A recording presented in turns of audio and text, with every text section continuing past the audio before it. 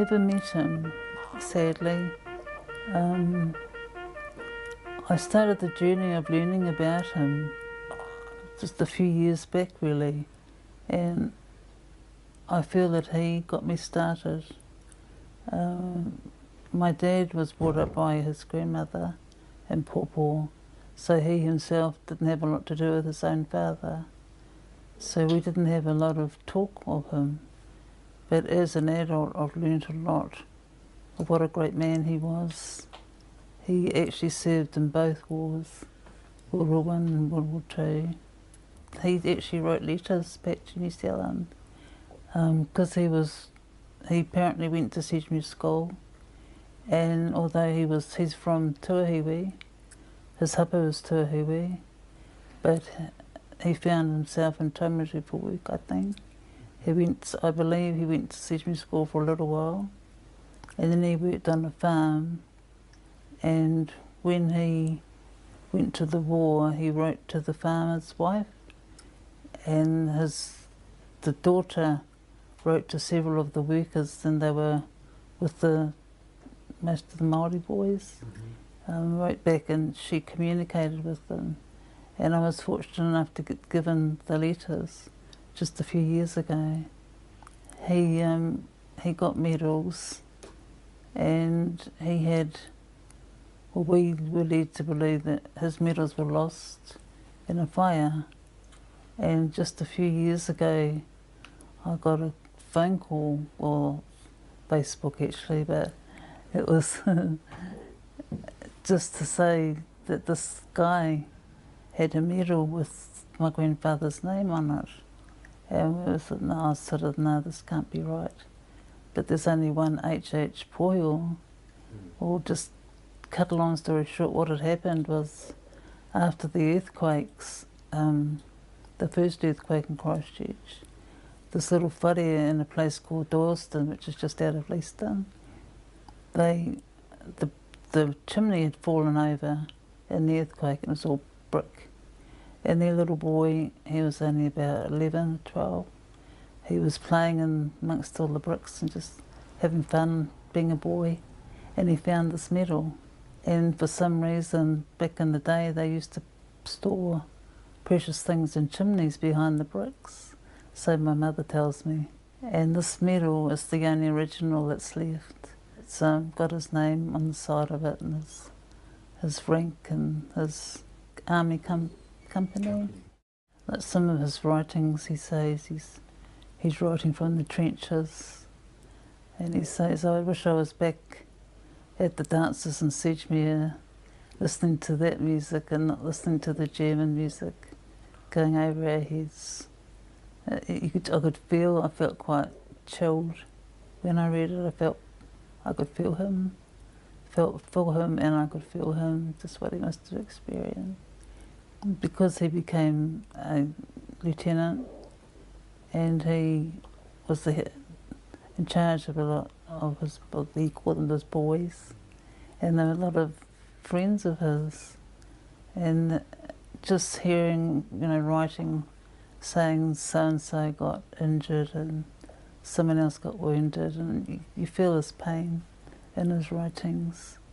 He actually got shot himself in his shoulder. It sort of hit near his lung, I believe, and in later years it caused his death because he got an illness in his lung, and it was caused from shrapnel, from what I read.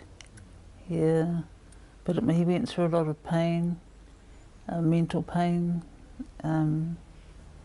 He came back, he was sent back to New Zealand to train more Māori soldiers to go back to the war, and he took them back. And he talks about things that I wish I could say where we were, but I'm not allowed to, because everything was so top secret. And he just say that the life on the boat is quite hard, because it would take a long time to get from New Zealand back overseas again. He went to France. He was in Gallipoli, he served in Gallipoli. Yeah, but and I think as a young man, it reads he had a pretty trying time. I've got write-ups that were in the local newspaper. I had found some, so I should have had them. And it sounds like he was well respected, but I think it's nice that nobody was made to feel more special than the next soldier, because they were all there doing a job. But in my heart, I believe he had a heck of a lot of mana. And my dad, because my dad was used to speak of being with him, but he never talked of the war. Yeah. As an adult, this is, I mean, the dad grew up in. But he would used to say that his dad was very much an army man, but he wouldn't speak of his time in the war. It seems like his letters were so deep that he got his feelings out then, and then when he came home, it's like almost like a memory that he just didn't really, doesn't sound like he talked a lot about it. And then he actually went to World War II also. Sorry, yeah. He got 2 medals there, and by then he was a captain. And he didn't stay in World War II for very long. He wasn't hurt, but he was called back to the army. So thankfully nothing happened to him in either war, nothing majorly bad. The New Zealand government, a few years ago, not that many years ago, but they put out a medal for whānau of our soldiers that had served in Gallipoli. And so I wrote and applied for that. And when I got sent it, they also sent 2 medals he got in World War II, original. And I couldn't understand why he didn't have them. And when I asked the chap from the army, he said that a lot of soldiers that had been to the Great War, which is what they refer to, the World War I, they never bothered to claim anything they got in World War II. And I suppose they had enough. I can't be sure of it. And that's why they were still sitting there just waiting for someone to claim them. Dated in 1917, and he talks of home leave to train more soldiers. And he says, quote, "I can assure you I'm not at all anxious about returning to the front. I have seen all that I want to. I don't for one moment think there is one returned soldier who can say that he is anxious to return to France," unquote. So you can feel his pain. I feel while he's back in New Zealand training, his desire would be to stay there. I've chosen another one that I'll read to you. It's just very short. It's dated 1918, and it says, "While sitting here writing in my dugout reminds me it is winter there in New Zealand, and how fine it would be to be going to a dance this evening in good old Sedgemere, instead of listening to German music